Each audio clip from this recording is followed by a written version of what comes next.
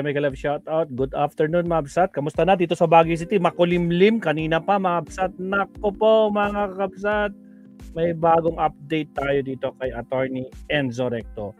Namo-monitor palipat-lipat daw sa probinsya si Bato. Really? Ala, Bato, ay, galingan mo, Bato, galingan mo. Ay, Diyos ko po, Rudy. May update tayo kay Bato. Nako po, palipat-lipat na daw.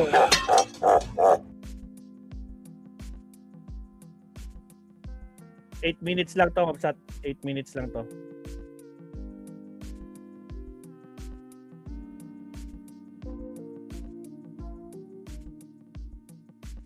Bawasan pa natin yung background music ng konti. Okay, pasok, Attorney. Maiksi lang ang komentaryo, pero diretso sa punto. Rosa, anong update? Maraming kuro-kuro. May tiwali, may totoo. Dito, NTA sa puntong diretso tayo. Punto, diretso. Permanent address. Pag-usapan natin itong ginagamit ba ni Bato ang yate ni Chavit Singson? Totoo nga ba? Yan ang ngayon, mga kabunyog Yan yung tanong ngayon ng marami. Agoy. Kasi namumonitor ng mga autoridad Maraming salamat, na Bato. parang nagpapalipat-lipat si Bato ng mga islang probinsya. May namumonitor kay Bato, nasa ganitong probinsya, tapos nasa ganitong probinsya. Ay pinaniniwalaan na ang ginagamit niya sa pagpapalipat-lipat ay sasakyang pandagat. At mayroong mga impormasyon di umano na ang yate ni Chavit Singson ay ginagamit ni Bato sa pagpapalipat-lipat nito. Nung una pa ito, nung makatakas pa sila Bato, si Bato doon sa Senado, nung itinakas siya ni Robin Padilla, una na itong inilabas, itong impormasyon na ito ni Montulfo sa kanyang post sa social media niya, sa Facebook account niya. Sabi ni Montulfo, na monitor daw nila ayon sa kanyang source na pagkatakas ni Bato de la Rosa sa Senado sa tulong ni Robin Padilla, lumipat ito sa yate ni Chavit Singson.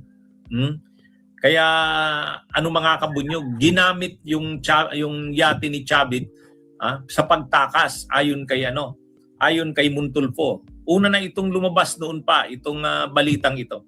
Kaya yung pagkakadawit ni Chavit at yung pagkakadawit ng kanyang yate sa pagtakas ni Bato ay una nang lumabas yan noon mismong araw na itinakas ni Robin Padilla noong May 14 sa Senado si Bato de la Rosa.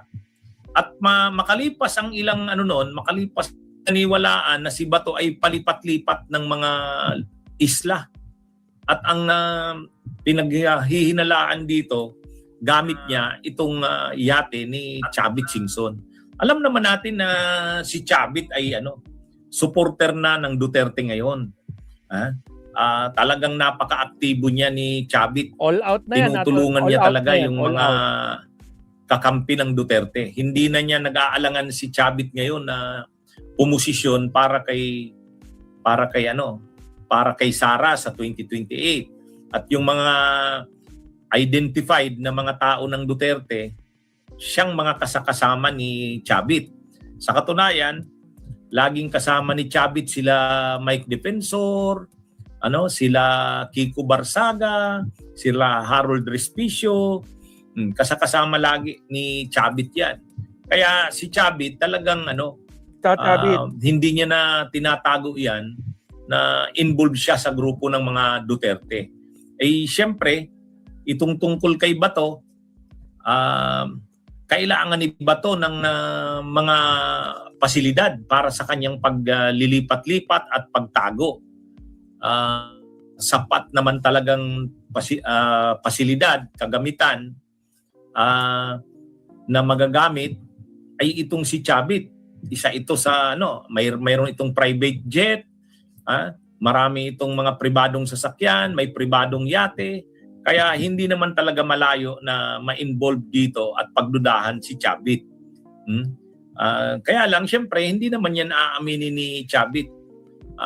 Sa impormasyon nga lang na linalabas ng gobyerno, ng mga autoridad, sinasabi nila na namumonitor talaga nila na sa dagat dumadaan si Bato de la Rosa.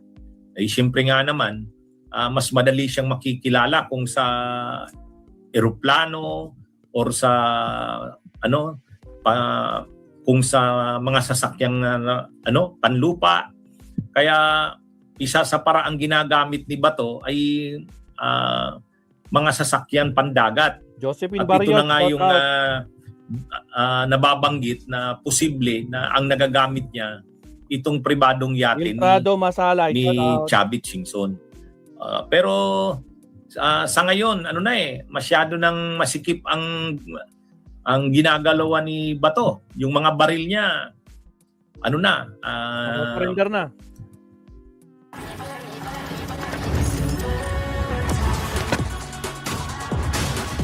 Again, Mabsat, sa mga bago pasok, huwag kalimutang mag-like and subscribe. Tuloy.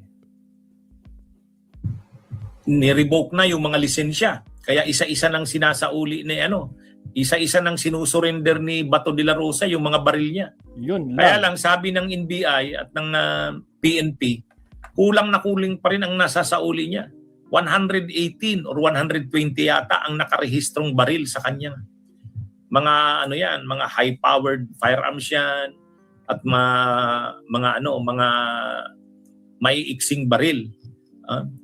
Pero hindi pa lahat na isasauli ni Bato. Pa lang yata, parang 30 o 40 pa lang ang naisasauli. Samantalang 118 yan to 120. Kaya ito mga kabunyog, sa ngayon, pilit na itong si Bato ay nahihirapan na sa galaw niya. Sabi ni Director Matibag, hindi magtatagal maaaresto na si Bato. Hindi lang daw nila masabi ang detalye, pero sabi ni Director Matibag, hindi sila tumitigil at matibay ang paniniwala niya na anumang oras, hindi magtatagal, maaaresto si Bato. Kasi medyo grabe na ang nagtutulong-tulong na maaresto ito. At saka, kaya lang mayroon namang kinakalat ang mga DDS, pang-divert siguro yon. Sabi ng mga DDS, nasa Central Temple daw ng Iglesia ni Cristo, si Bato. Kaya doon daw nagtatago. Kaya, delikado daw kapag pinasok ang Central Temple ng Iglesia, magkakagulo daw yan. Mga DDS din ang nagkakalat ng ganyan. Wala namang impormasyon na ganyan na nilalabas ang gobyerno. Parang nagpapainit lang ang mga DDS ng sitwasyon. Okay, mga kabunyog, mga kabayan, magandang araw sa inyong lahat. Mabuhay po tayo. Nako, Bato, galingan mo. Konting konting panahon na lang. Nako po, magsasama na kayo ni Tatay Diggs. Galingan mo sa pagtatago. Nasayang ang sinakripisyo mo kay Cayetano. Ngayon, paktay ka. 8 months ka nang hindi nagtratrabaho. Diyos ko po, Rudy. Alright, countdown tayo. Here we go.